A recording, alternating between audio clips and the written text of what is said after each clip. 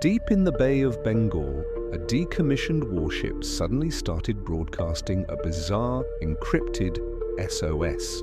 A top-secret mission was greenlit immediately, led by the legendary Captain Saira and her elite squad of 4 female commandos.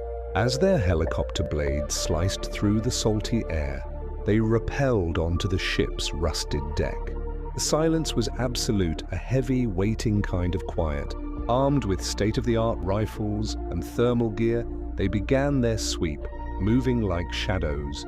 But as they descended into the dark, claustrophobic lower decks, their years of training became meaningless. Empty boots and helmets were scattered everywhere, lined up in perfect, chilling rows. There wasn't a single soul in sight. Saira's voice was a low whisper in their earpieces. "Stay sharp. Something is very wrong here." What they didn't know was that they weren't alone. Subscribe to find out what happens next in part 2. Suddenly Ria, our lead scout, let out a piercing scream. She swore she saw a tall figure lurking in a dark doorway. I quickly aimed my thermal camera at the spot, but there was nothing. Absolutely nothing. No heat signature, no sign of life, just a cold, empty void. We pressed on, nerves frayed, until we reached the control room. The captain's logbook was lying open on the desk. I leaned in, my light catching the shaky, frantic handwriting of the last entry. It read, "They don't feed on blood, they feed on fear." Just as those terrifying words sank in, every single light on the ship flickered violently and died, plunging us into absolute darkness. And then we heard it. The heavy, rhythmic clang of metallic boots echoing down the corridor. Someone was marching straight for us. We aimed our flashlights, but the beam revealed only empty air. Stay here for part 3. One by one, the radios crackled into static.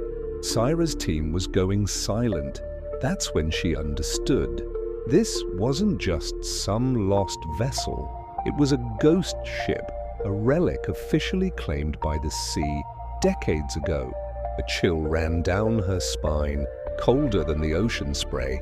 Suddenly a towering shadow fell over her. It was a skeletal soldier, its tattered uniform from a forgotten war, its eye sockets burning with a cold blue fire. Saira instinctively opened fire, but her bullets tore through the phantom figure, harmlessly splashing into the deck beyond. The ship groaned, tilting violently, surrendering once more to the abyss. With no other choice, Saira leapt into the churning waves just as the entire vessel was swallowed by a dense, unnatural fog. When she broke the surface, gasping for air, the ocean was calm and empty. Her team? Were they still trapped inside? Some missions, it seems, never truly end. Saira drifted in the icy water for what felt like an eternity. Finally, the roar of a search and rescue helicopter broke the silence. But back at the base, her relief turned to confusion. Days of interrogation followed, and a horrifying truth emerged. Army records showed no mission was ever authorized for those coordinates.